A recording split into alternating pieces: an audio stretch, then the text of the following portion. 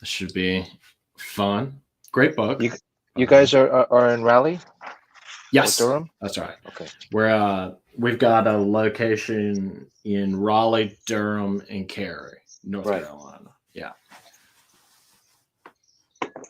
So that is fun. Jen, are we live?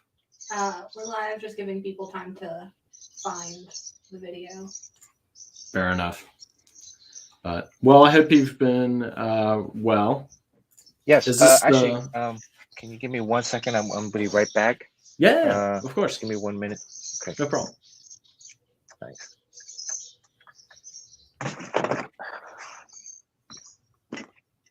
You can still hear me though, right? I can still hear you. I can still hear you. Yeah. Okay. Can you still hear me?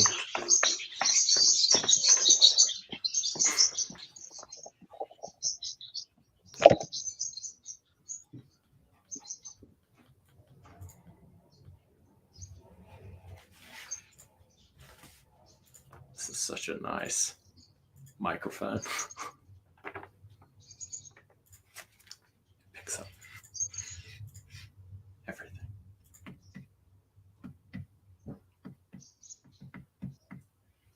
The Shield is happy to see you. Happy to see you, Mr. DeShield. Thank you, Ramses. Ramses is saying you guys are awesome. Well, thank you. Where are you seeing that? Where are the? Oh, hold on. Ah, Do you find I the see comments? it. Yes, Okay. I believe so. Got a hey from Steven. Robert says Harrison. Ramsey says you guys are awesome. What are we doing? We're about to interview Bernard Chang for the Monkey Prince. That's what we're doing. So think of your question. You can feel free to go ahead and pop them in the comment section. I will be reading them as we go. Do you have any questions, Alex? About Monkey Prince? Or Dr. Mirage? Or Green Lantern Corps? What else? Batman Beyond. Ooh, you've got to read that. Batman Beyond. The rebirth stuff and forward, if I'm not mistaken. I'll have to check that out. How can I get a copy of #1? Message us, Ramesses. We have plenty at the shop, and I would love to get this book in your hands. It is excellent. Yeah, we can add it to your live show invoice for the week. We could do that as well. Yes. But yeah, we're going to predominantly be talking about Monkey Prince today. If you have any other questions about Mr. Chang's career, feel free to throw them out. I will try to be curating them as well as possible. He will not be able to sign the books. This is a remote interview. Yes. Well, he if will you be hold your able book to up do- to the screen, I can. We can get a remote signature. That's as good as yeah. There it is. Well, hello. Thank you so much for joining us. We really do appreciate it. Thanks for having me, guys. Absolutely. A long and storied career. You have worked on such classics now as The Second Life of Dr. Mirage, one of my personal favorites. And also a long stint on Batman Beyond, Green Lantern Corps. You've drawn just about every major hero in both stables. And you are here today to talk about the newest addition to the Pantheon, Monkey Prince. So That's right, everybody Monkey Prince. help. Yes, you've got one. Everybody help welcome Bernard Chang. Excellent to have you. Hi, everyone. And there's also there's been a couple. There's other variant covers. This is the red envelope, Yeah. gold foil. Mhm. So Chinese Lunar New Year, typically we give out what we call red envelopes. Usually they're a little bit smaller, right? Mhm. And then inside the red envelope, traditionally, there's like money. Mhm. So you like usually adults give kids, Mhm. as long as you're single, I think, Mhm. because kids can be a you can be later on in life and still be a kid. Um, Indeed. and then you wait in line, and the eldest of the family hands out. This is a $100 NT New Taiwan Mhm. dollar. Um, they give out money, and then as kids, you go to every adult, and they give you a red envelope. But this is kind of like your spending money for the year. That's awesome. So naturally, you put a issue of Monkey Prince in there. Yes. So, and that was Jessica Chen, the editor of the book. Really, Mhm. the kind of the spearhead of the entire project. She got to get this going, the book itself, but also the red envelope, which is the red envelope. Unfortunately, was delayed in the shipping Mhm. because they had to figure out how to get this done.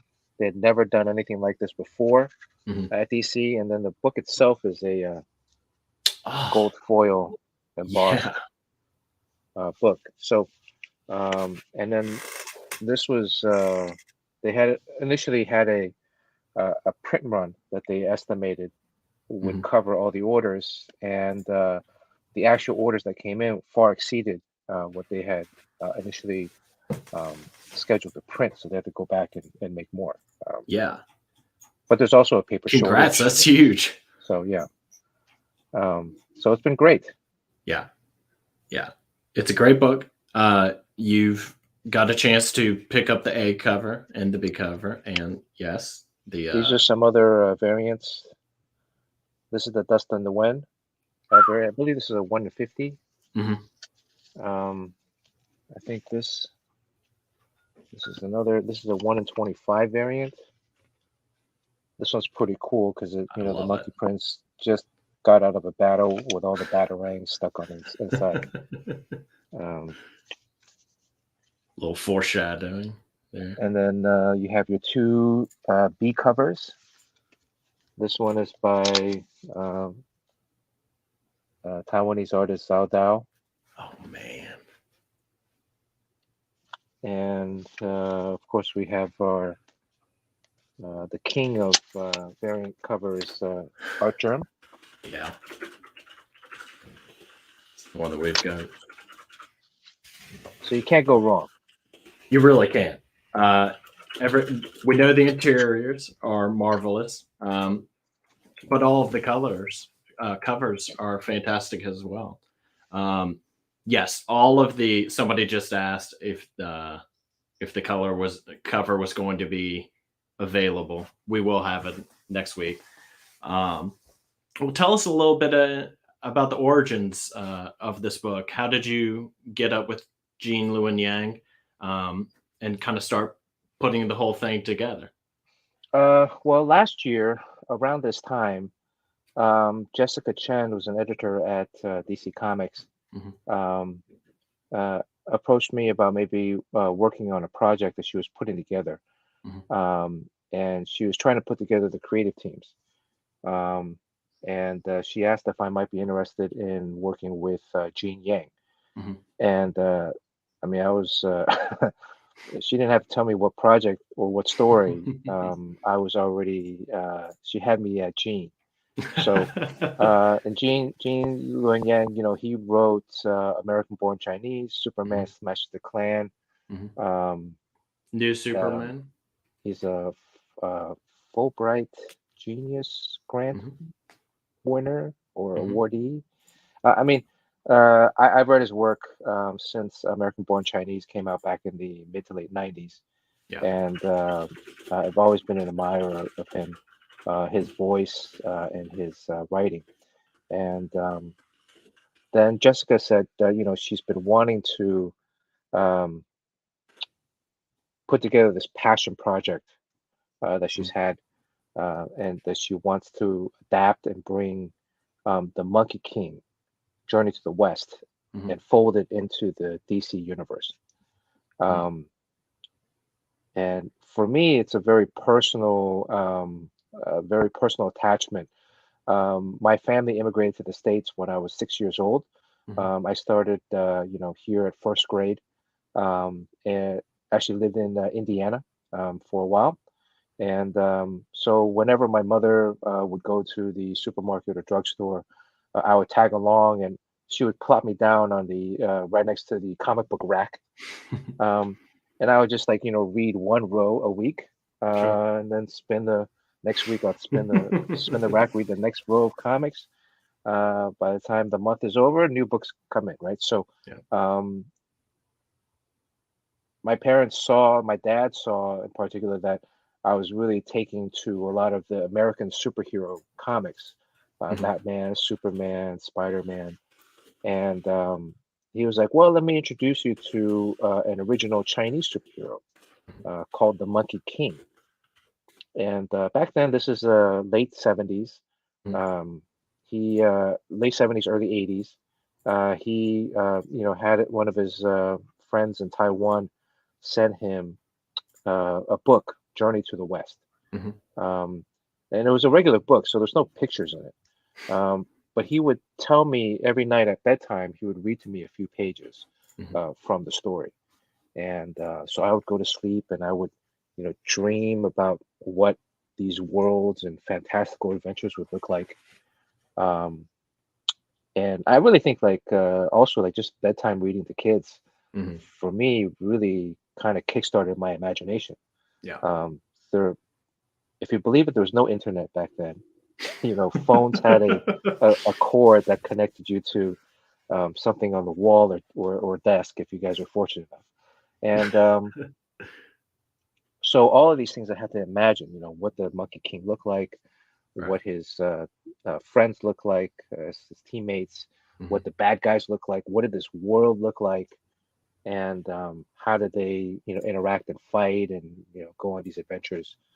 Um, and then, as life would have it, my parents got divorced, Mhm. and my father uh, never got to finish telling the end of the Journey to the West.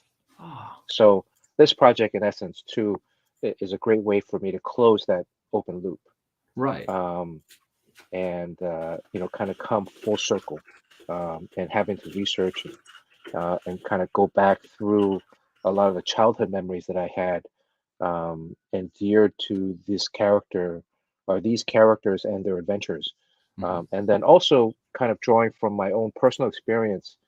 Um, as a comic book artist, been Mhm. drawing since '92 professionally. You Right. mentioned back at Valiant some of those titles, Mhm. through Marvel and DC, and also some time that I spent as a Walt Disney Imagineer, and Mhm. kind of encapsulate all of those experiences along with my childhood um, passion into Monkey King, Right. to be able to like present this project to the world. So um, I'm very fortunate in life. Mhm. Um, some it's funny how kind of things uh, come around, Mhm. and it's just a true blessing that I have these opportunities Yeah. to kind of share a lot of my experiences through my craft, Mhm. and the craft of sequential illustration of comic books. Yeah. So, Yeah. and then for Absolutely. you guys to be able to read them and enjoy them, and and here we are today talking about it. So, Right. And bringing that story to potentially a whole new audience. yes, Um, yes.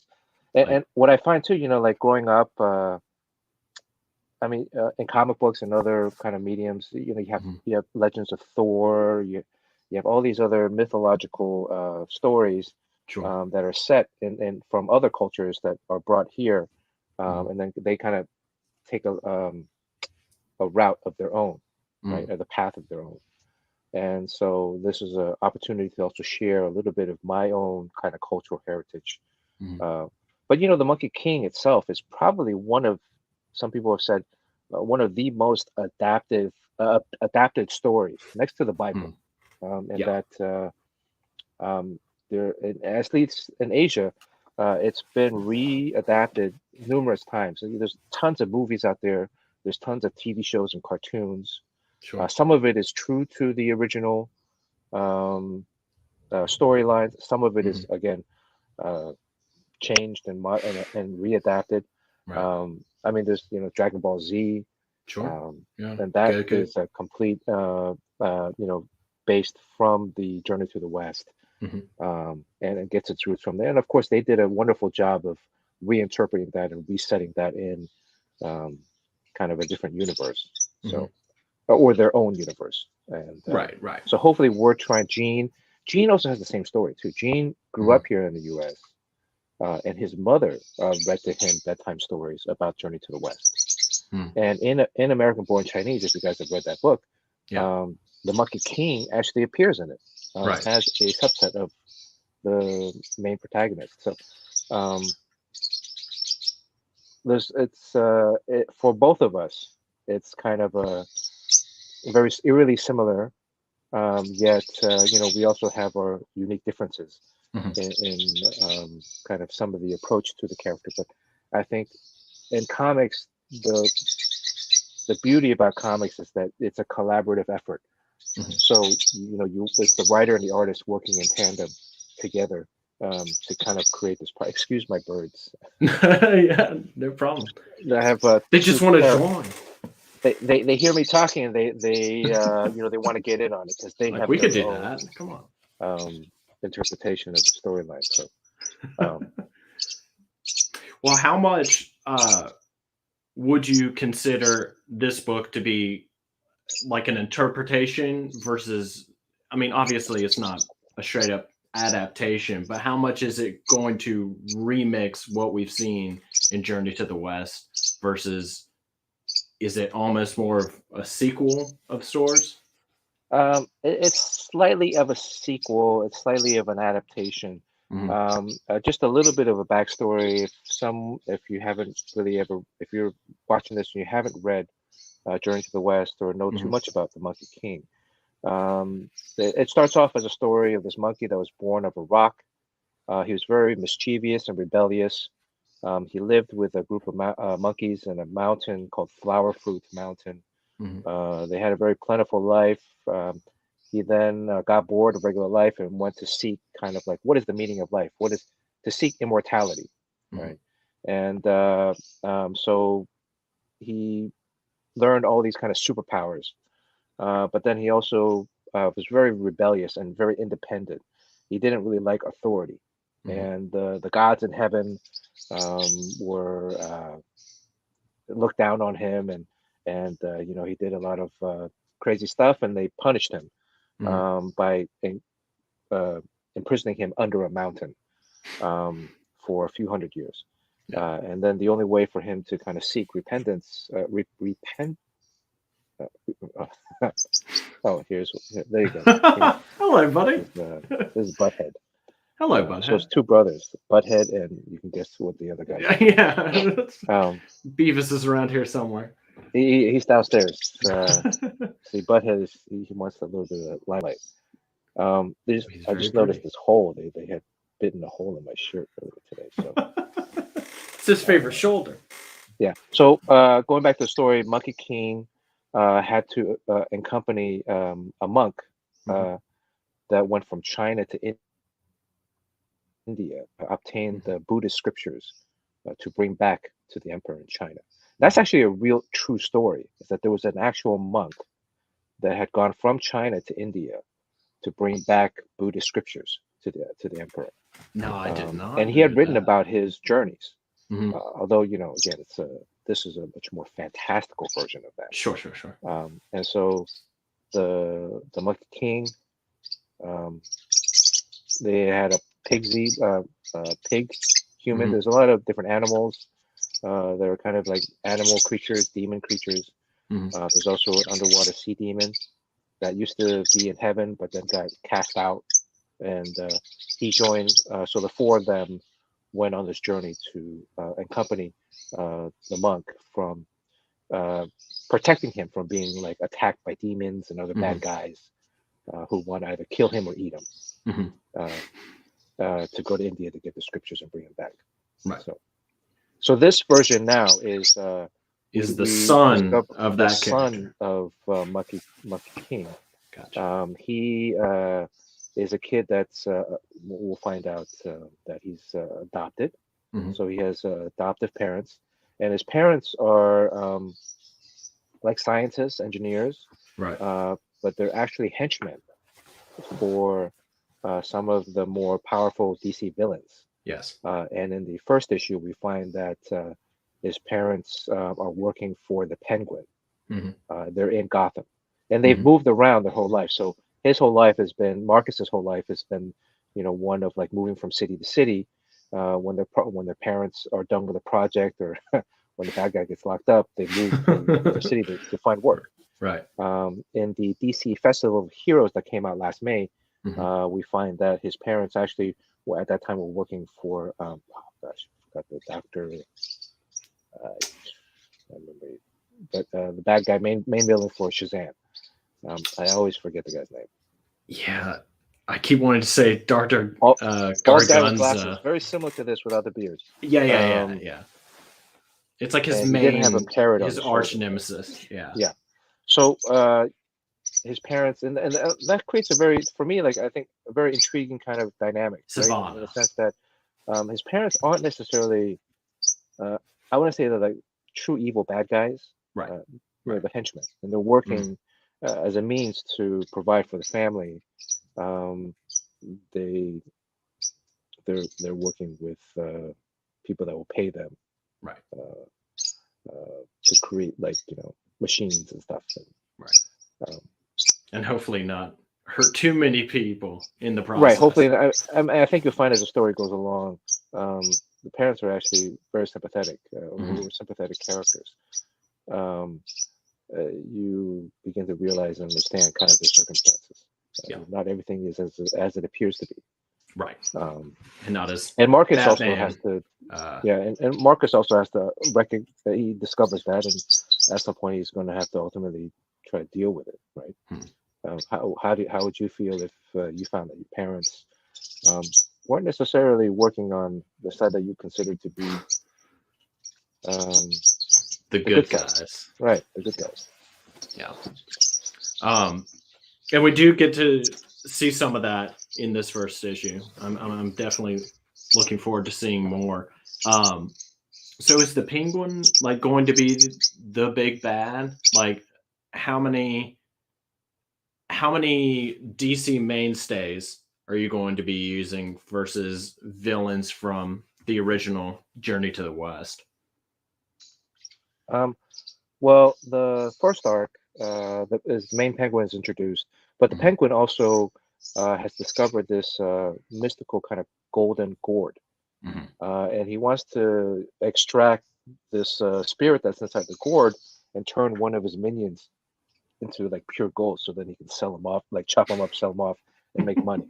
But then something goes wrong, and all of that mystical energy is absorbed into the Penguin. So there are, actually, I was just on a conference call today, just now, we were discussing kind of laying out the next kind of path forward for the characters. And so the gourd is actually the gourd of the Golden Horn Demon. The Golden Horn Demon is also one of the bad guys from Journey to the West. So we will be like tying in some of the characters that were in the original story of Journey to the West, and bringing them here, as well as adapting and creating new characters as well, as Marcus goes along his adventures. So so Penguin is one, but not the only. I wouldn't say like the main. He's the main protagonist for this first arc. Right. But you could also say in some ways too, Batman is a protagonist. Yes. Or is a bad guy in Marcus's eyes, because when Marcus was a small boy, one night he hears the crackle of lightning. This is the first few pages of the first issue. He wakes up, he hears like thundering steps on the roof. He goes into the hallway and he sees the water puddles leading to his parents' bedroom. And when he opens the door, he sees Batman, kind of roughing up his dad, and his mom is fighting back. And as a kid, you're not privy to all the information. And if you see this, and Batman is supposed to be also scary, right? This whole premise is that he dons the cowl to frighten villains, Right. petty crooks. Right. And so when this kid sees Batman beating up his dad, it creates a lot of anxiety for him. And throughout his life, throughout his youth, different things remind him of that very traumatic moment. And so he's kind of grown up with this dislike for what other people would call superheroes. Right. Yeah. And that also kind of becomes his a little bit of his backstory. Yeah. Yeah. Which I love that. That sets him apart, but it also recontextualizes not only what Batman does, but kind of what superheroes at large do. Right. And a lot of the problems. Batman's a vigilante, right? He's working, on his own. He's doing his own kind of police work. Yeah. And sometimes it's, again, looking at it from the different perspectives. Batman's obviously trying to get information from his parents because he found out that his parents are henchmen for one of the bad guys in town. Right. So Batman thinks he's doing a good thing, but he also didn't realize that there was a kid in the household. So immediately when he sees Marcus, he's like, "Oh, I got to get out of here." I didn't know, there's a kid in the family. Yeah. And so he jumps out the window. Which that was a great moment for him as well, because he tells, "Oh wait, I'm Joe Chill in this situation." Like, that's a scared kid. I gotta get out of here. So I think that's like a great moment, and then you see how Marcus reacts to it. He's developed kind of this anxiety of his childhood from that one moment. We sometimes don't realize like how traumatic single moments in life can be, and how sometimes they can stay with you for quite a while. What some people might not consider traumatic, but to others could be life-changing in a sense. And they can go on to have plenty of triggers that would not necessarily, that to others might not necessarily be associated. Yeah, so he, like Marcus, in that as he's walking to his parents' room, steps in a puddle of water, kind of sees his reflection, opens the door, and then sees Batman beating up his dad. And that stepping in the water theme is kind of repeated in this first arc, where when he's in high school, he's in 10th grade. Parents just moved back to Gotham. He just he just kind of just started going to Gotham City Senior High School, and he's in gym class at the pool, and he steps into puddle of water. He has a flashback of his youth, and triggers like a reaction of although he makes the sound like a like a monkey. like where you'll find that it's like a monkey. Yeah. So but which was a great little connection between where he starts and where he's going. And going back to that too, that Gene is not just a writer, but he's also an artist, right? So he wrote and drew. He draws American-born Chinese. American-born Chinese. He drew Dragon Hoops, which is his newest graphic novel. Yeah. And so when we were talking about the script and he sent in the script, he had actually had this cool thing where in the previous page where Marcus jumps into the pool, as he jumps into the pool, then how you're reading the book shifts and turns. Yeah. So that now also it makes sense because as he goes into the pool, he enters a different the water curtain. Yeah. Right. Which is a waterfall. And he goes into this other dimension. And this other dimension, he begins to realize that his true father is the Monkey King, Sun Wukong.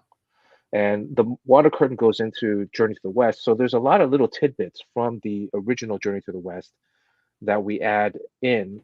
So if you've already read it, you'll get it. If you've never read it, it'll be like little nuggets that, if you're intrigued in learning about the Journey to the West or finding more about it, you'll see the connections a little bit more. But when the Monkey King Sun Wukong, before he became the Monkey King, living in the Flower Fruit Mountain, there was a waterfall, Mhm. and outside of this mountain, and Mhm. all the monkeys that were outside, they were all afraid to go through the waterfall. They had never, seen it. They'd never gone through it, Mhm. and they all agreed that whichever of the monkeys is brave enough to go through the water curtain, the waterfall, that they will and then come back, Mhm. tell them what's on the other side, and then come back, that they will all anoint him the king. Mhm. And so, of course, Sun Wukong's like, I'll do it. I'm not afraid of it. And he jumps through the water curtain, goes in, sees that inside the mountain there's, all these plentiful, bountiful, safe place to live, and Mhm. he jumps back out. It's like, all right, now, it's safe to come in. I'm the Monkey King, right? So, he does a lot of things like that. And so there are Yeah. little elements from, again, the original Journey of the West that we kind of sprinkle in our storyline. Yeah. How are you trying to differentiate Marcus from his father? Well, again, Marcus is more, I would say. I mean, he's a kind of an average American teenager. Mhm. Um, he grew up here his whole life, Mhm. and so there are slight cultural differences. There are different. He wears shoes in the house, which I would never do. But he wears shoes in the house also because he's um, from the anxiety from the Batman incident when he was a young boy. Right. Yeah. Um, but it's really about an Asian American kid, Mhm. growing up here. Um, his parents are his father is Asian and his mother is white, Mhm. and so he comes from a mixed family, or he's raised by a mixed family, Mhm. and so a lot of it is as the story goes through too, because I mean we're only in the first issue, Mhm. but as the story progresses, you'll begin to see a lot of kind of identity, trying to figure out, and really a lot of that is just teenagers. When Sure. you and I were teenagers, um, we're just trying to figure out how we fit in, Right. right? And trying to figure out a little bit about, well, where do we come from? Mhm. What are things about us? Mhm. But then also, how do we fit into where we live now, Mhm. and where do we want to go from here? And I think those are all things that everyone kind of goes through at Yeah. some point in life. Yeah. Um, Very and much coming of age, but with you know, mysticism and a superhero veneer over it. Right, and a lot of that is also again the hero's journey, right? Mhm. Mhm. And a lot of popular culture, a lot of books that we read, a lot of superhero books. It's about discovery, Mhm. and then once you discover, also about how you responsibility. And Mhm. so the Monkey King from Journey to the West is very different. I mean, he's very carefree. Mhm. He's a lot more carefree. He's not a Right. teenager. He just kind of does whatever he wants. Although we will see like a rebellious side to Marcus. Mhm. Um, Also, when he does become the Monkey Prince, um, there is a slight shift in his personality, Yeah. um, and it might be a little jarring at first when you're reading it, but I think as the story progresses, you begin to understand that again, the Monkey Prince also comes with um, a slightly different confidence, Mhm. um, and that it's not also just him, but there's also a lot of other things that come with it. Mhm. So will come with being a Monkey Prince, Yeah. if that makes sense. No, it If I totally can does. if I can It explain it does. without explaining it. It does. Is it a Shazam situation? Like, does he switch places, switch forms, or is Not he so just much now that the he's monkey prince? completely switching forms, switching Mhm. places. Similar. Okay. I mean, I think there were many reasons why uh, in the DC Festival of Heroes, the first time we saw the character, we used Shazam as the main kind of DC universe tie-in. Right. Right. Um, and I do think that we are trying to integrate it into the DC universe. So there are going Mhm. to be um, uh, an infusion of DC heroes and villains in the Mhm. storyline. Mhm. But that's really only kind of as a That's not the only thing that we're going to see. Right. And along the way, we're going to really establish him and also his potential villains, arch Mhm. enemies, Mhm. friends, allies, um, and motivations. Right. Right.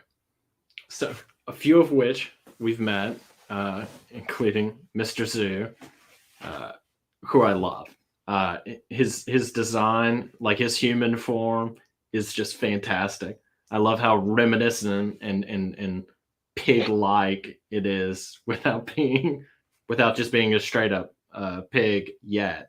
Um, so when you were designing these characters, did you bring in any of what you originally had in your head? Like when you were being told the stories the first time? Yeah, there were a lot of different things. Pigsy.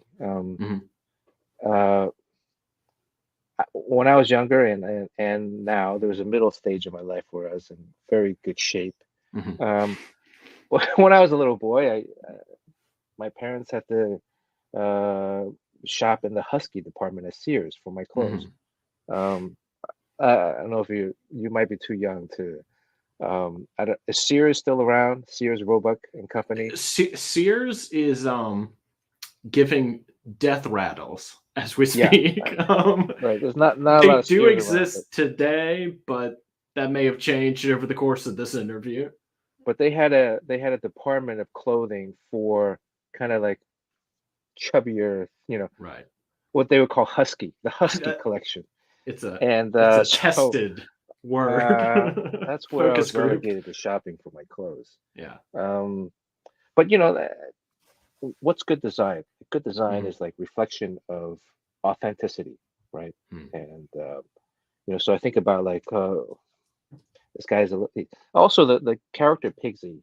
mhm, Um, he's like really about like um, excess, mhm, right? mhm, He likes to eat, he likes to drink, mhm, and then the original character also was a womanizer.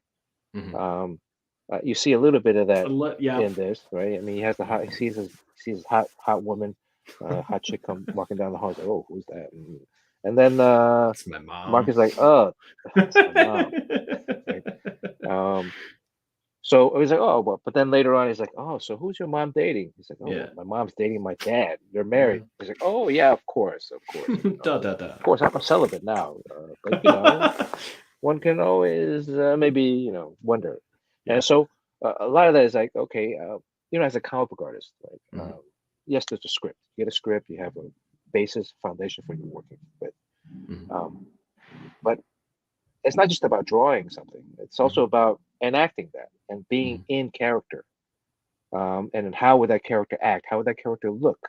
mhm, How would that character um, smile or talk or any kind of mannerisms about mhm, him? And so um, I try to like think about young Husky Bernard, um, but like an older version of that. But it's like mhm, things and elements in life, um, and then bring that into fruition um, in the art and in the storytelling.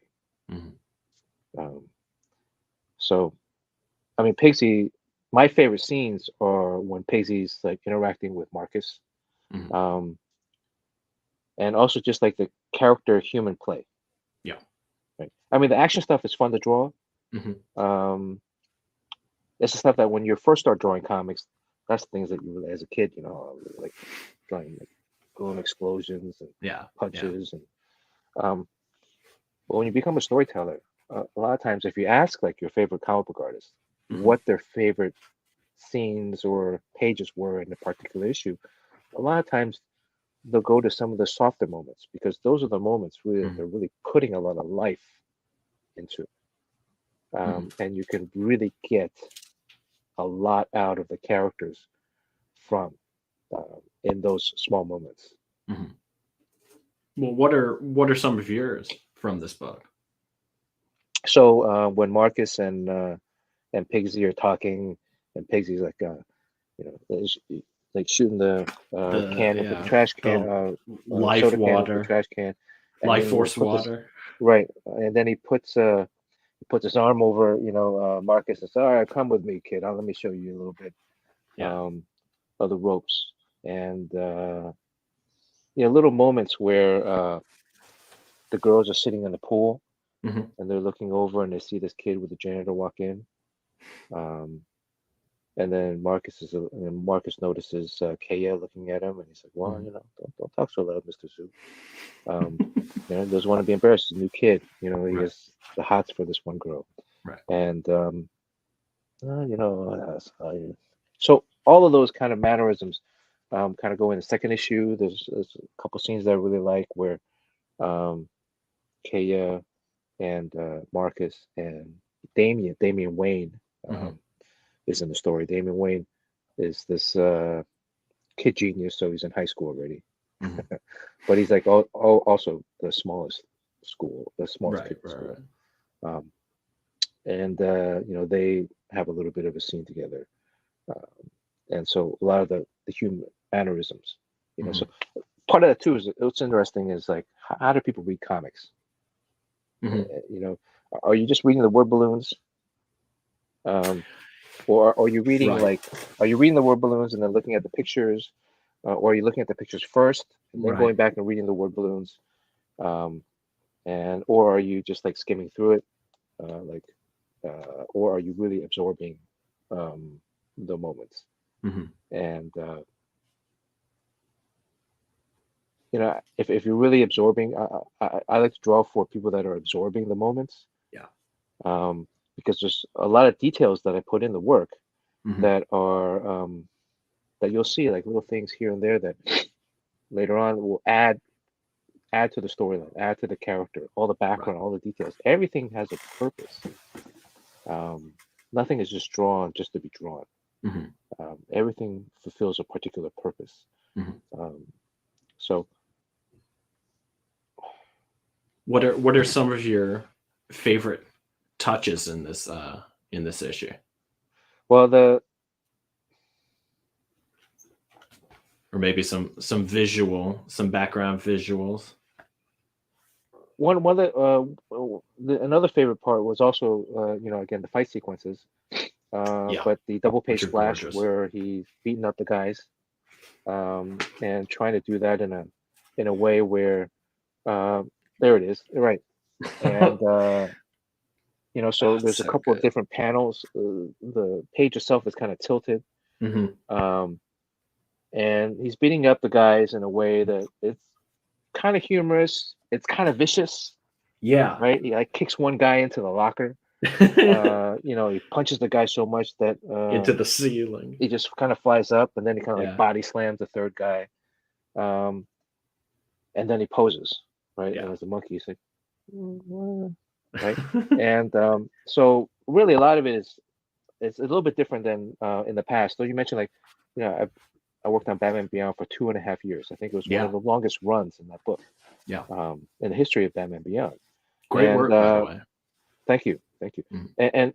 And that's also working with another artist writer, Dan Jurgens. And Mhm. Dan would really just like toss me a lot of softballs for me to hit out of the park, Yeah. home runs. And but it was also a different kind of action. And this one is like to me a little bit more action humor, Mhm. in that really how he's fighting. Mhm. Uh, um, Also has a lot of elements that are it's like watching a Jackie Chan movie. Yeah. The Jackie Yeah. Chan fight sequences, they're vicious, they're hard, they're painful. He gets punched and he gets kicked.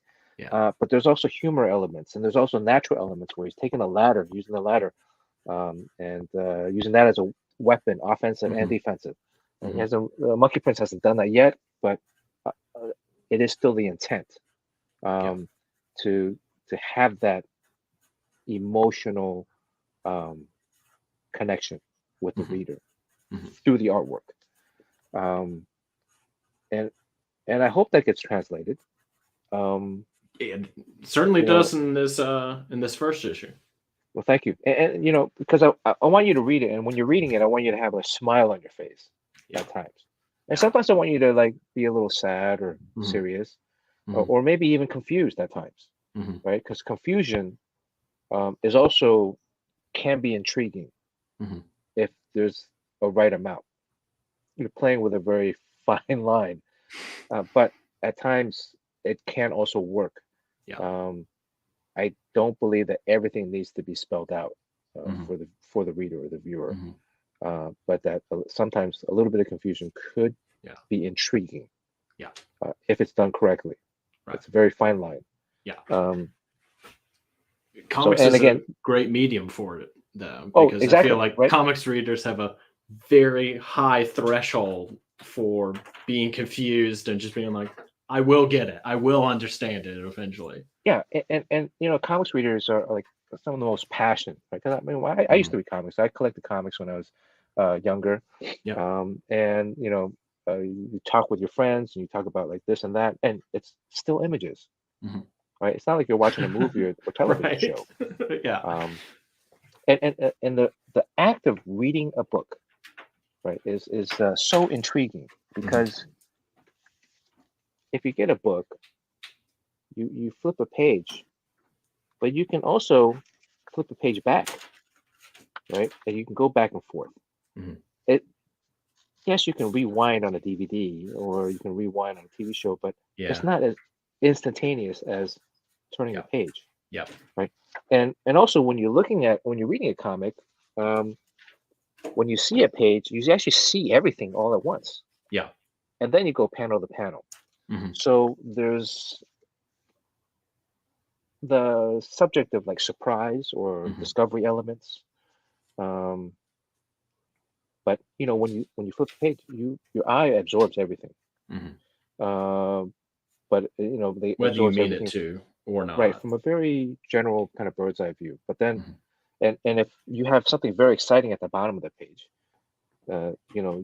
your eye might actually go straight to that, which Mhm. then also defeats some of the pacing Yeah. that you want early on if you want to lead up to something. And so Mhm. then you need to move one onto the next page because okay, Mhm. I have to wait for the page flip to show something that really is a giant reveal. Right. Otherwise, especially if you open, you're looking at two pages Mhm. at the same time, right? One might be an ad, but if there's not an ad on any of the pages, you're looking at two pages. So you're actually jumping two pages ahead in the story every Right. time you flip the page. Right. So Mhm. there's a tremendous dynamic aspect to comic books Yeah. that you don't get when you're watching a movie. Because when you're Yeah. watching a movie or television show, you're being led along. Yes. Hmm. And in comics, you have the opportunity to kind of also be very interactive in Mhm. how you consume the story. And ultimately, the last aspect is that you, as the reader, you're voicing all the characters in your head, That's right? true. That's very Nobody true. knows what Zhu Baijian, Mr. Zhu sounds like. Mhm. Nobody knows what Marcus sounds like. Mhm. Only you have your version of what that character sounds like right now. Hmm. Um, and in most of the comics, unless you've like seen a movie of Batman, so maybe you're reading Batman. Is it the Christian Bale Batman, or is it the Ben Yeah. Yeah. Affleck Batman, is it the Michael Keaton or the Adam West Batman? Which one? Clint Eastwood. Well, you're right. So, but some of these new characters, because there's been no other media representation of them, Right. how do they sound? And you have to make that up, Yeah. right? And so there is again, effort Mhm. that the reader has to place, just like if you're reading a book, right? But still, the comic book, because I remember when I used to read X-Men, and then um, Wolverine showed up in, I think it was an episode, was it Spider-Man and His Amazing Friends? Yep. And I was like, that's not Wolverine, not just visually, Yeah. but the voice, like, that's not the Wolverine I had in my head. Yeah. And then when they had the X-Men cartoon, it's like, that's not the Wolverine that That's definitely I not was more the. offended by the voice than I was by the characterization, Right. right?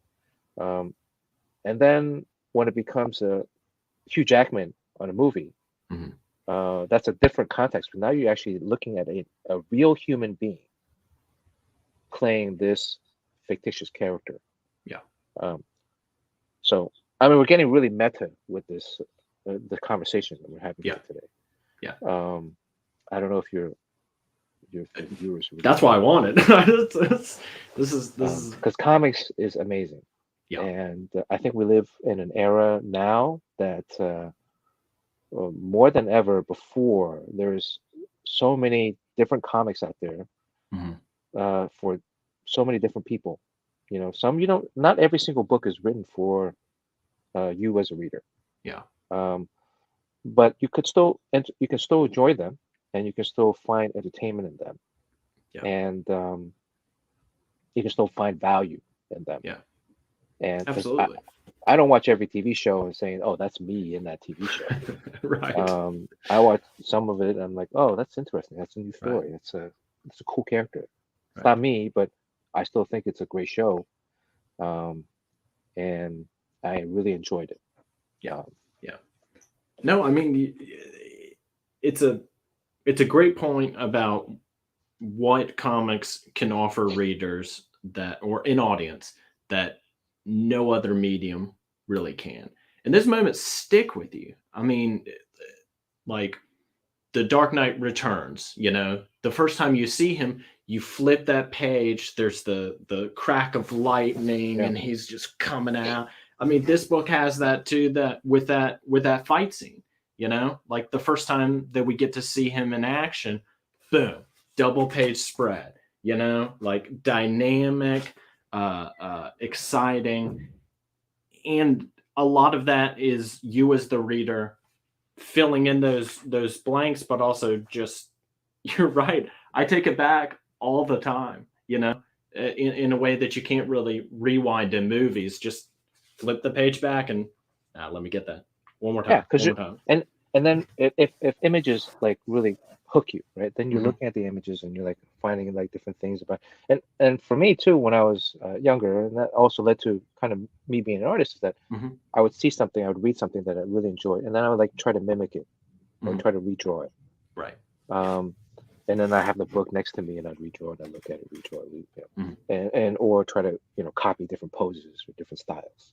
Hmm. And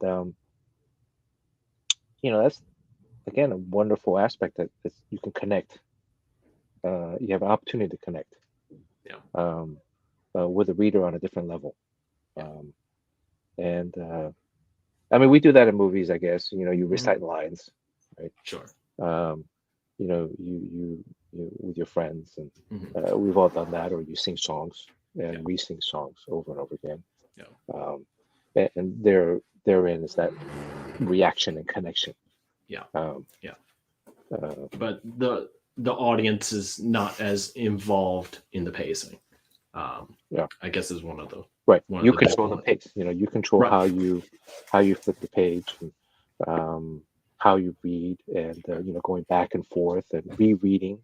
Hmm. Uh, you might even stay on a page longer Yeah. because you're just looking at all of the details, or just being enamored by the artwork, or little aspects of drawing, Yeah. um, or even that you're just thinking about it, Hmm. right? And then it might take you a minute before then you flip to the next page. So whereas like a television or movie show, everything's just moving at the pace of the director, Right.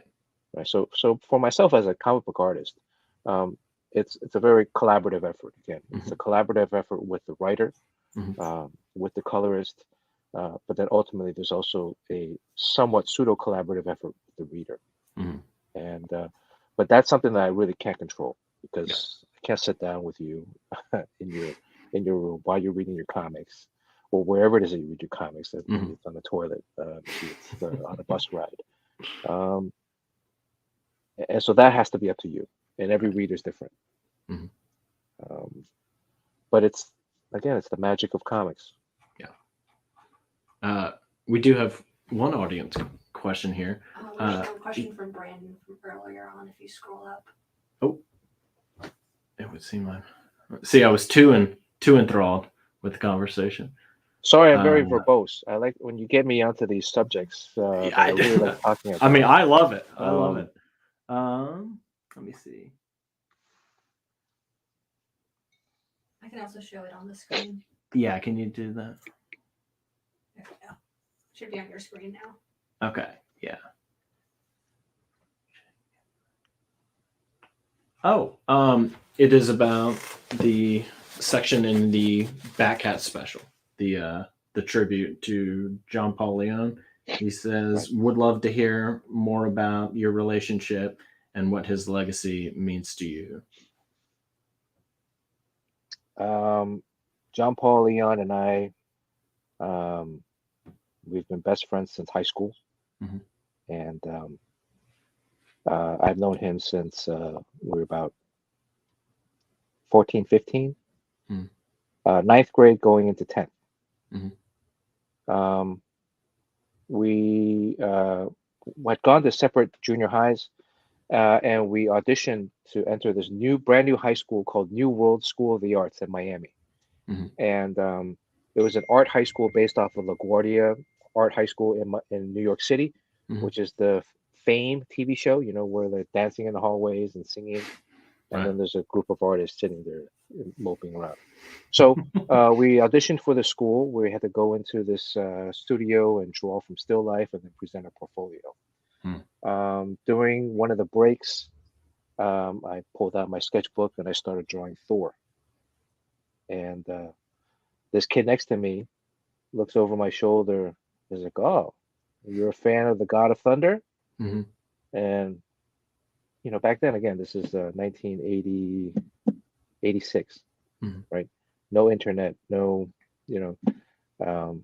So I'm like, wow, somebody knows about comics, right? Yeah, I said, yeah, but I'm really a fan of Walter Simonson. Trying to like check this Test kid, him. right? Test him, see if he really is just reading comics or not, right? So now you're talking about the artist and the creator, the writer, and I'm like, oh, okay, yeah, I'm really a fan of Walter. It's like, oh, Walter Simonson, I love Walter Simonson stuff. Yeah. And so, we started connecting. And that was our first time we met. We started talking about that. A couple months later, we show up to the first day of school. I see him in the hallway. Oh shit, you made it. Right? Yeah. You got in. Thor guy. Right. Yeah. So throughout high school, actually it was an art high school, so the teachers actually forbid us from drawing comic books stuff. They wanted us to focus on fine arts, figure drawing, sculpture, Mhm. ceramics, all these different things.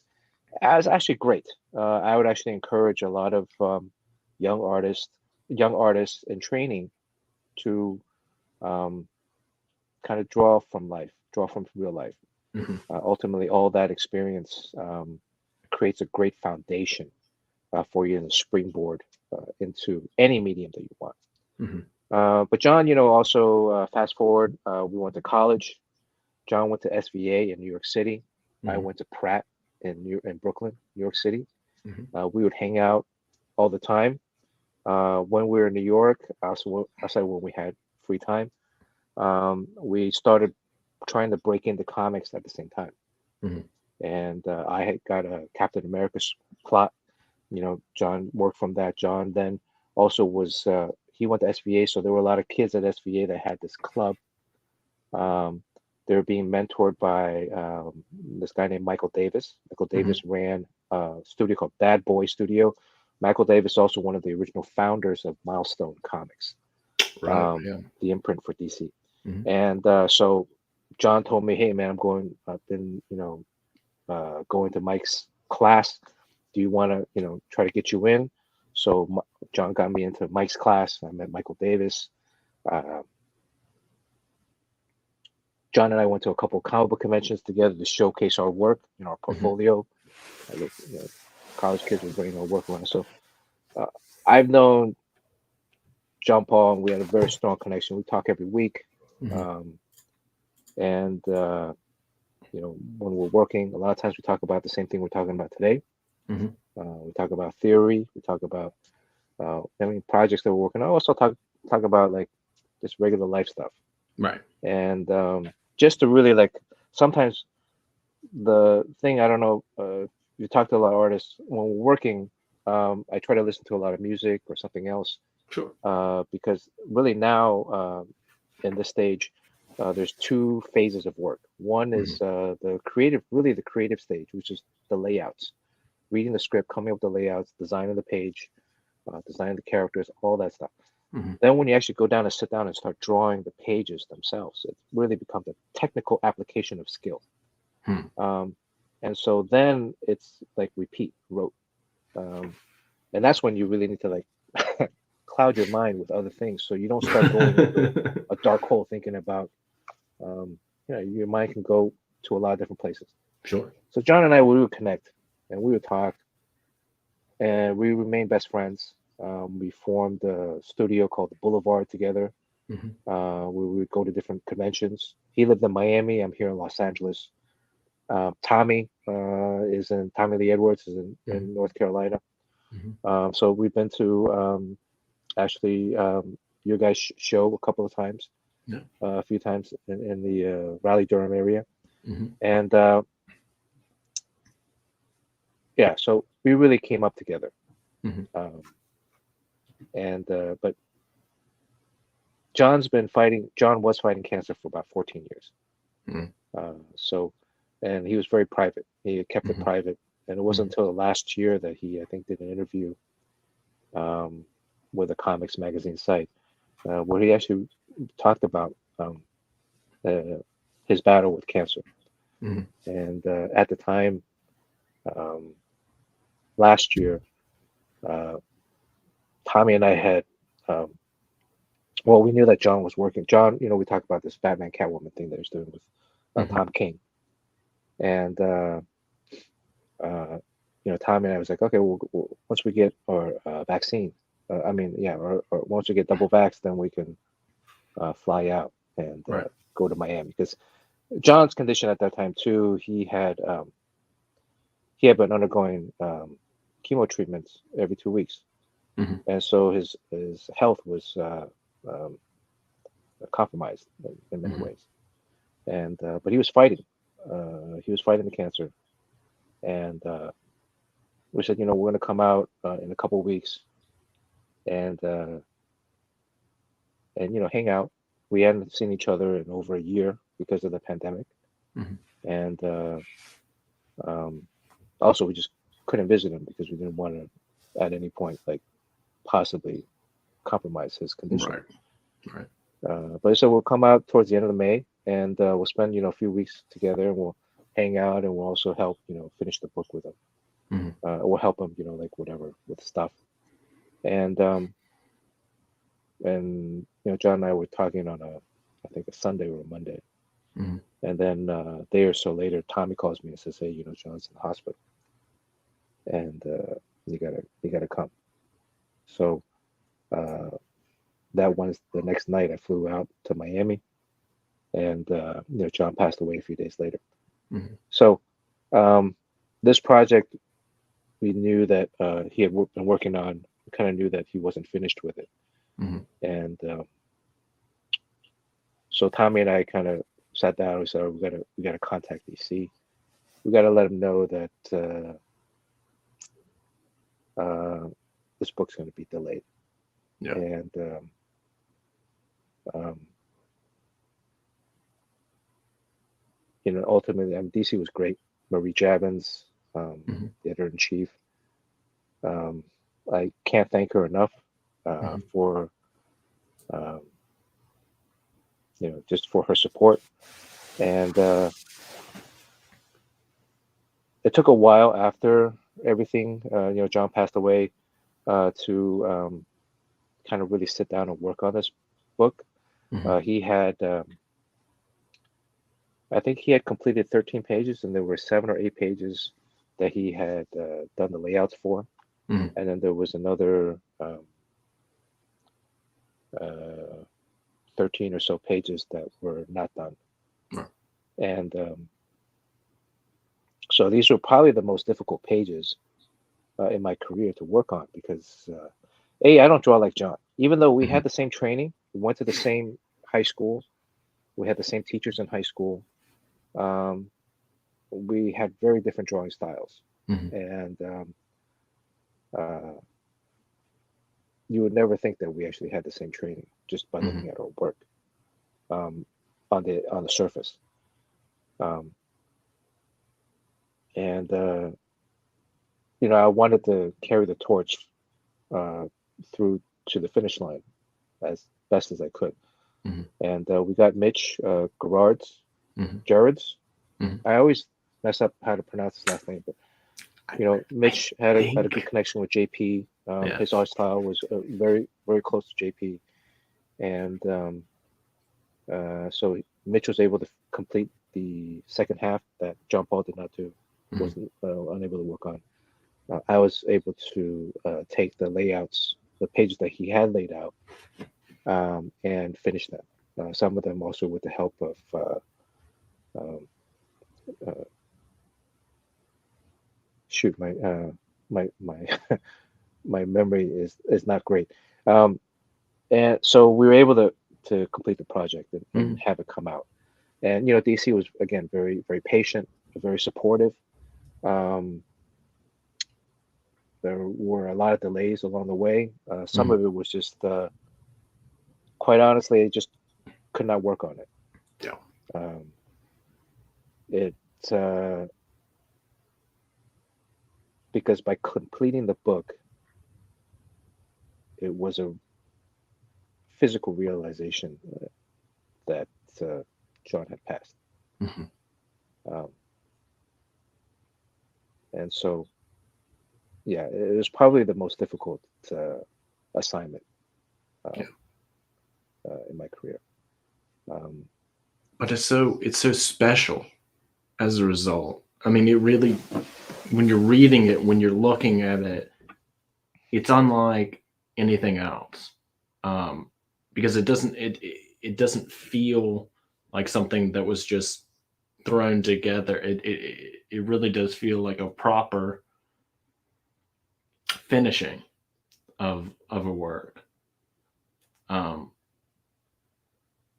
and and certainly for me, it provides just an excellent coda for his career. I mean, John, JP, John Paul Leon, Hmm. he worked his entire life in mainstream comics, in Hmm. Marvel and DC. He's one of the very few people that has built up an entire career from that. I mean, he's done stuff for the Batman movies, for the different franchises, other things like that. We even worked on a book called The Postman, John and I did, Hmm. where he drew it and I colored it. It was a book about Carl Malone as a space mail delivery guy. You would think in space, you still need to deliver snail mail packages. And but John, is was severely underappreciated by the comic book community. Um, you know, his work, his dedication to the craft, um, surpasses, uh, you know, most, if not all, other artists. And it's something that in this medium, all too many times, um we get, or the fans get, or the reviewers get captivated by bright colors or shiny things. Hmm. And John was not really he didn't like to do a lot of promotion. He didn't Hmm. like to promote himself. He didn't like to do a lot of social media Hmm. or to push him to do that. He was purely about the work. Hmm. He was purely about the work, and I spoke a lot about the man himself because, Yeah. um, when he had cancer, he didn't tell anybody. He didn't want anybody to know. He didn't tell his editors. He didn't tell any fans, because he didn't want any sympathy for his work. He Right. didn't want anybody to kind of say, "Oh, well, because he's sick, then oh, okay, okay, maybe give it a little bit more of a look." He wanted purely for his art to stand on its own, Hmm. and without conflation from anything else.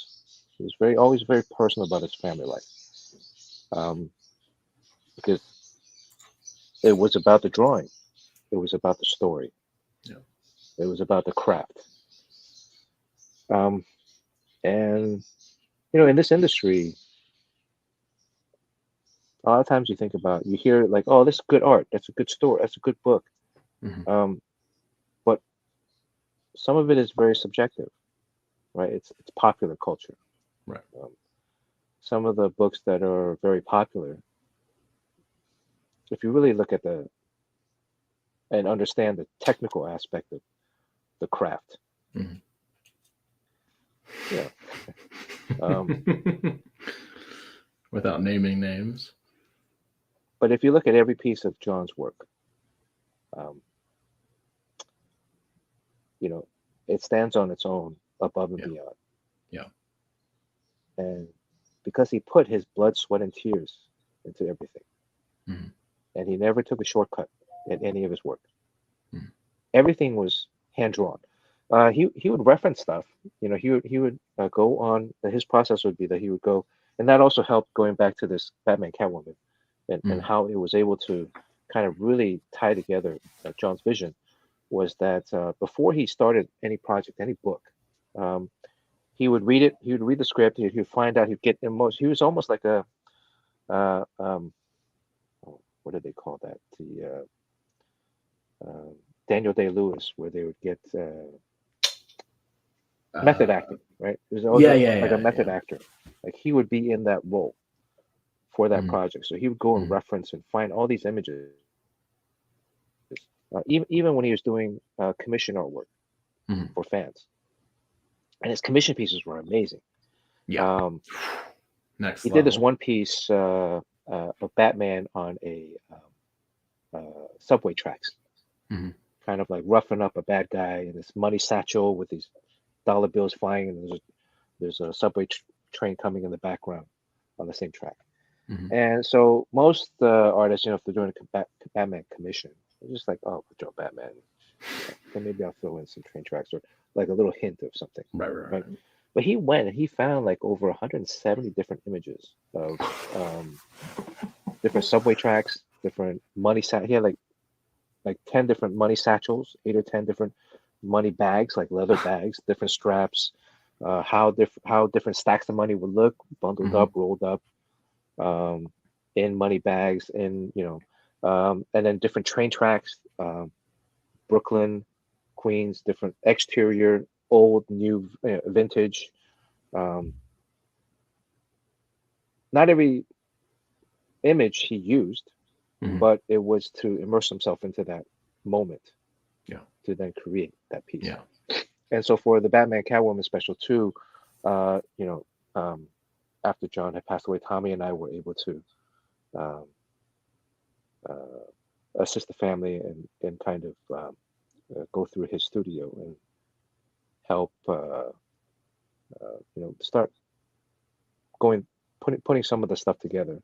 Mhm. Um, Again, because again, his death was very untimely. Um, Right. and so for this project, we were able to find and access all the referencing files that he had Mhm. accumulated for for the book. And so I was able to send some of that to Mitch, and then for the pages that I was doing, I was able to um, look at the images that he had compiled and use them uh, to complete the work. Wow. So very much to try to get in his head Mhm. how he would have at least seen what um, those pages would look like. Yeah.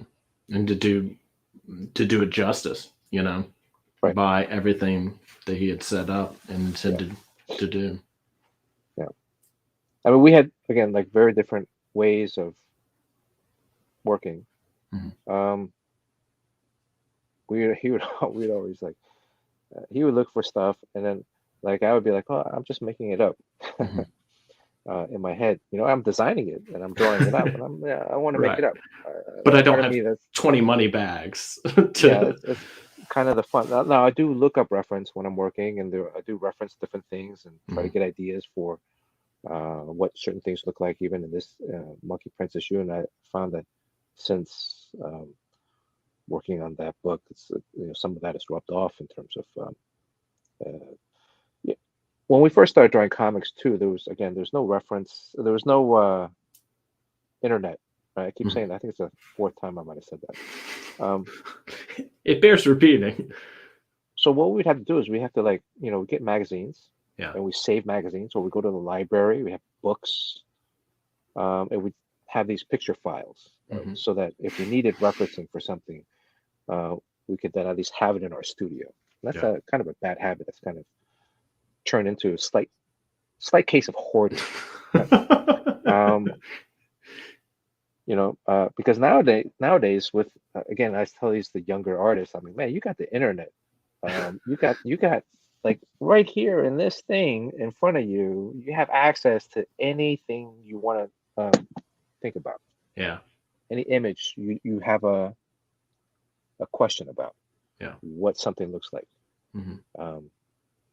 So there's no excuse, but back then we had to save everything. We had to, so if we needed something for like old, 60s gangster car, Mhm. well, we think the gangster would be driving. Mhm. We look through old car Motor Trend magazine, and we had a tab here. Okay, pull that. So, yeah.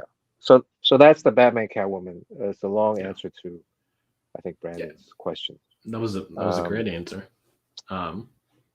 We got like one more if you're game. Okay. Kind of going off of the point of reference when you're drawing the classics, right? Batman, Superman, Shazam. What reference do you use? Like, are there particular artists and interpretations that you like to look toward, or just your own mental image? So Batman shows up in the first arc, Batman and Robin. Robin I've drawn before Mhm. Damian during my tenure as on Teen Titans Mhm. with Adam Glass. Also, Damian shows up in the Batman Beyond run as an older Damian Yes, Wayne, he does. um, and that played off of like other previous versions of Damian. So I look at some, but I also draw my own. So what Mhm. I'll do before I work on any series or any book is I will do a character sheet, um, similar to animation, where I will draw the character on a separate piece of paper, Mhm.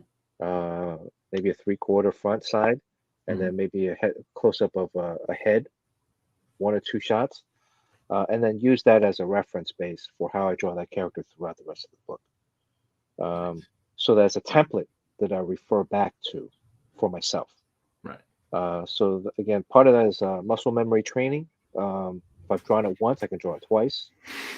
Uh, but also, I want to set it in a style that I feel comfortable um, rendering. Right. The Batman is extremely difficult to draw. Mhm. I always had difficult drawing Batman because again of the face mask. Some artists they Yeah. go very Like where are the stylistic. ears? Yeah. And So where are the bat ears? Are yeah. they in right up by the ear, or are they recessed a little bit back? Yeah. Right.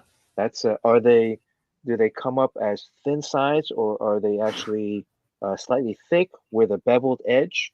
Yeah. Um, is the frown on the forehead is that permanently seared into the mold, Mhm. or is that malleable based on his, you know, Yeah. Batman Yeah. eyebrow up? Does he do like a It's a rock little thing where, special. um, and then what is the face when it cuts off? Yeah. I have it as a diagonal, then comes back down underneath. Yeah. I actually like it when he has like a chin strap underneath.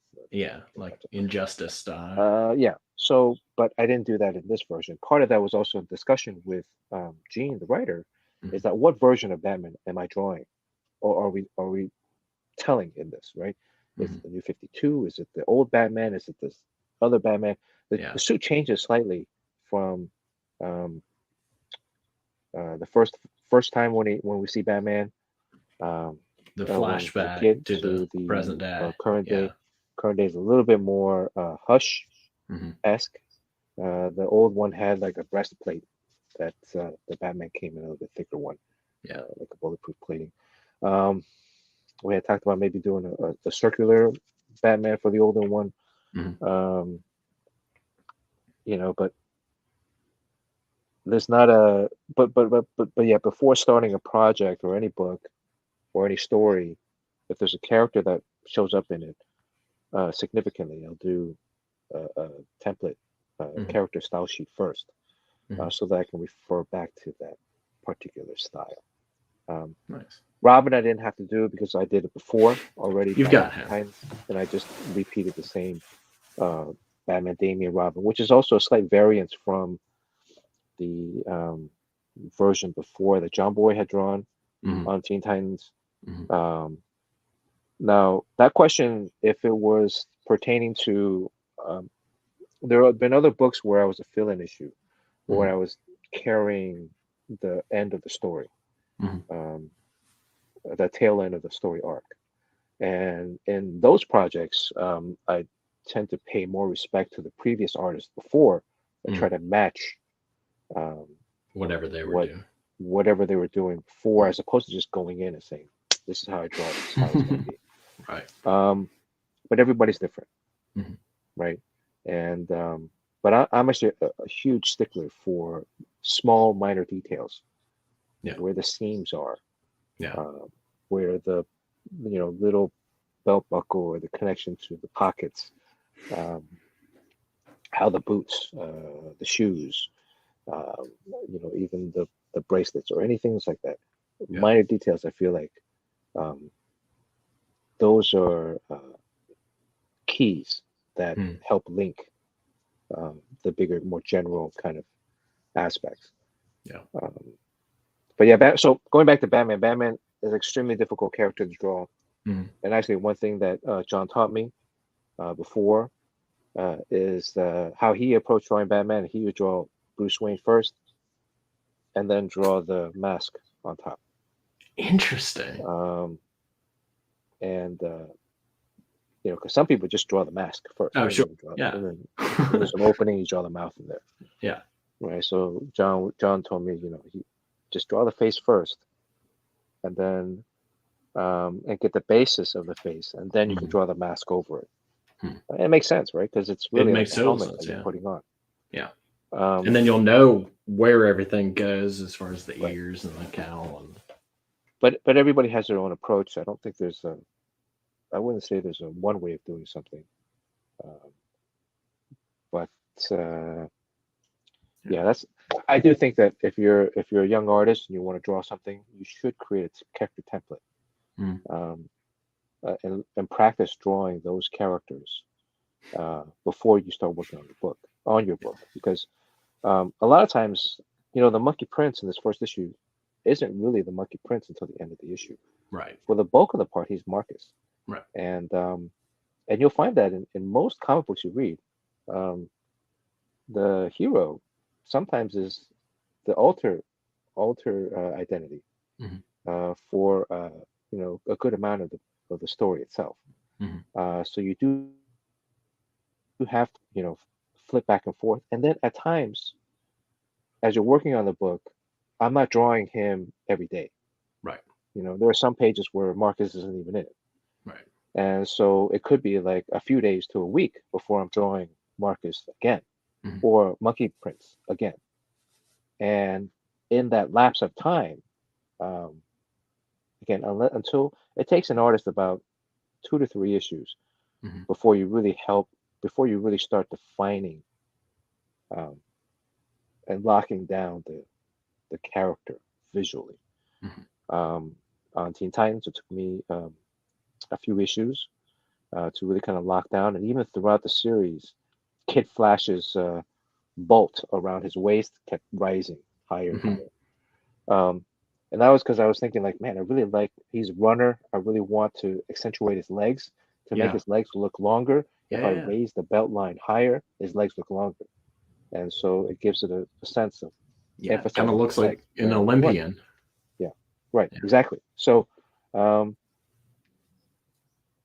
there's always like some slight adjustments Mhm. moving forward. It's never like a robot. And sometimes, again, you start drawing something one way, and like I've noticed now in this version, the the the circlet, the M circlet on his forehead, Yeah. Marcus, on Lucky Prince, it's actually getting a little bit bigger and bigger.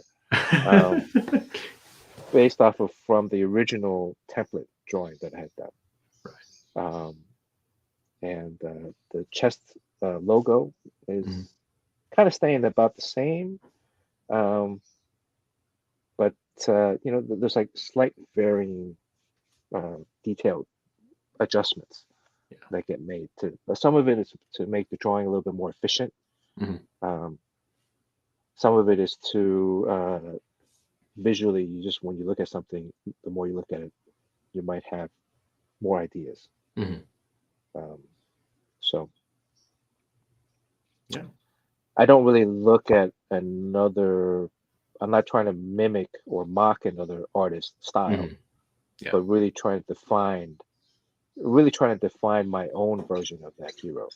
Yeah. But also that version of the hero could be a combination of a couple different. You might see hints of one or two other Mhm. Batmans before. Like small Um, design elements and small design stuff like elements, that. small rendering elements, Mm. small. Um, for me, I don't remember why, but I always liked how the cape would like point up on his shoulders.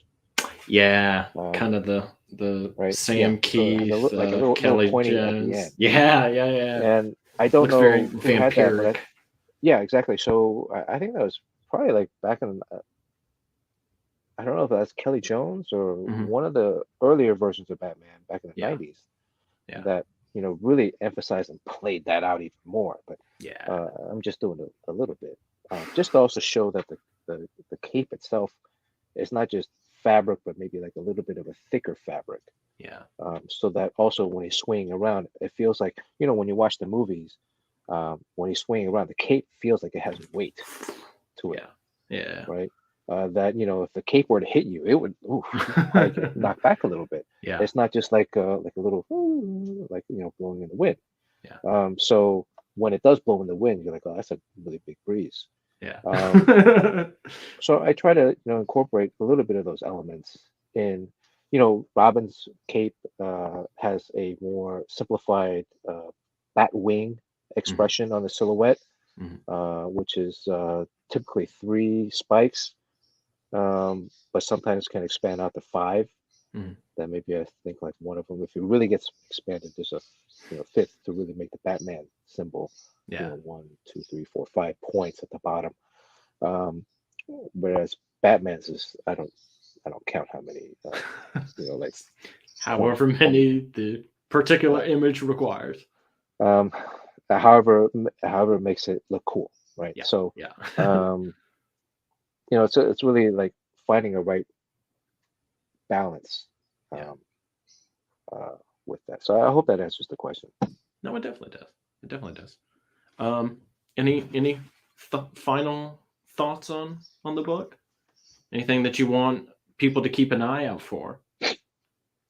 Well, I want to thank everybody for their support in this project. For Yeah, picking up the book. If you haven't picked up the book, go get it.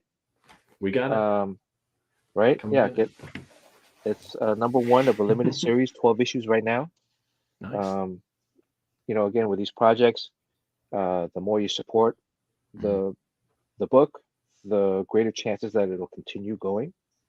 Um, I know there's a lot of readers in recent years that have moved more towards trade paperbacks. Mhm.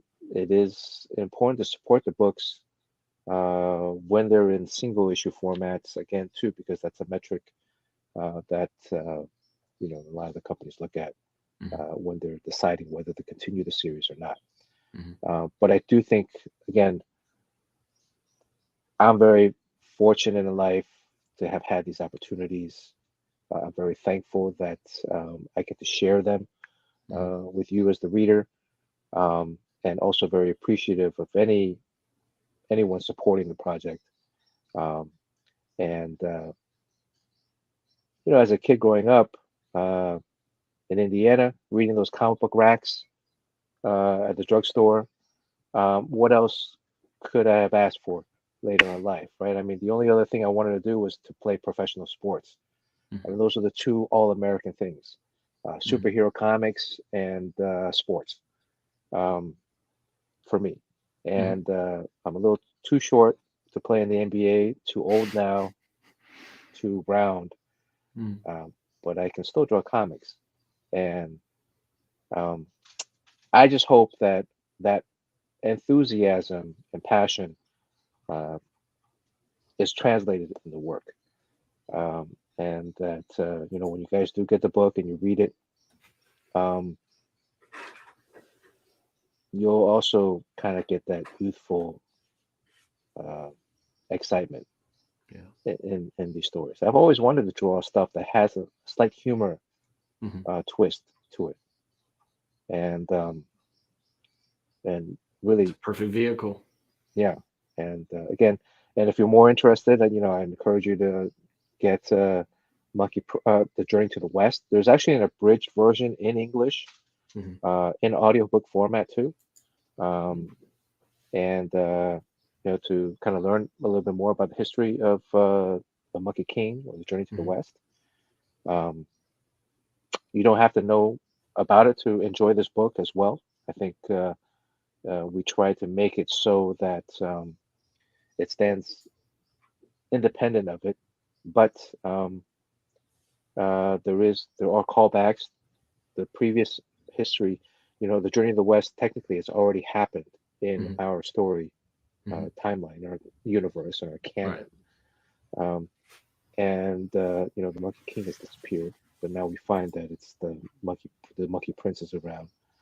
Seafood Pigsy is the original Pigsy from the Journey to the West, Mhm. um, and he finds this Monkey Prince, Mhm. and I think that leads us on the adventure as to maybe perhaps discovering where the Monkey King has gone Yeah. throughout these years. Ooh, exciting. Yeah. Yeah. Well, add it to the pull list. Add Pick it to up the number pull one. list, Yeah. right? Get Pick up number multiple one. covers. We've got the new one out this week. Yeah, I Uh, mean, there's variant covers, but then the regular cover is $3.99. yeah. So, um, I understand comics are going up in price. I know when I was a kid collecting, I think they were like 65 cents, Mhm. 60 cents. They went to 65, then it jumped from 65 to 75, and I was like, oh man. Um, and But I do think you get every single penny's worth Yeah. back um, in the book itself. Um, Gene, the writer, Gene Yang, Jessica Chen, the editor, Mhm. really spearheaded this project. I'm working with a new colorist, Sebastian Chen. Mhm. He's quite popular. Has really brought like a different look to the book. It's very vibrant, the colors. Mhm. And Janice Chang, who's the letterer, is all-time legendary letterer. She used Yeah. to letter all the books back at Marvel in the day. And we've met and talked about maybe perhaps collaborating on some project for quite a while now. Yeah. And really fortunate that kind of all the stars aligned on this one series. Yeah. Um, it's like, look, there's a story that I read when I was a kid, and now we get to retell it in a more modern, with more modern sensibilities, Yeah. and with our own kind of uh, life experience, authentic experiences, And in a comic book format. and in the comic book. Yeah. Um, I mean, I can't tell you, I can't express to you, um, again, how happy I am to share this. Yeah. Um, this last couple of weeks, I mean, the Batman Catwoman project was a very personal project, um, and now on the other side, this is also another very personal project. Mhm. Um, they have different contexts and connections, um, but they're all still born rooted in the love of comic books, Yeah. right? And we all want comic books to be great. We Yeah. all want comic books to be amazing. We all want to capture that essence of when we first started reading comics, Mhm. and that thrill. And I think you're going to find that in this book. Yeah. It's not something that we're just kind of throwing together. Mhm. This above any other kind of project that I've worked on. Um, really encapsulates a lot of personal passion. So, Well, um, thank you so much for sharing that piece of yourself, both in the book, but also in the interview today. Your time, we really appreciate it. This was I had a great time. thank you. Looks like the people in the comments did as I well. took up an but hour and a half of your time. I was a little late today, I, but I mean, I could I was have only gone longer, but I was only late because we had a Zoom. Well, it's not really a Zoom now, but like a conference call with both Gene and Jessica discussing like some of the other arcs that are coming up. mhm. Um, so again, it's a very collaborative project. We're all putting in our own kind of input and flair into the storyline, and this is a path. Like there are people out there that have read Journey to the West, Mhm. and so this is a difficult process too because there are people that come with their own previous baggage about what this should be, Right. because they've grown up reading about the Monkey King, Yeah. and there's some people that don't know anything about the Monkey King, and so we're treading really, trying to appease um, really our sensibilities Mhm. to what our vision to what this character and storyline is. So Yeah. Make a book again, you would want to hope read. everybody likes it. Yeah. Yeah. And don't read it just like really quickly. Yeah. Enjoy it. Dig into Spend it. time with it, for sure. Yeah, spend It time with it it. I it, think it, it demands it. there are little things in there that uh, I think you guys have a lot of fun with. So Well, thank you again so much. This has been a real pleasure, a treat. awesome. Thank you guys for listening.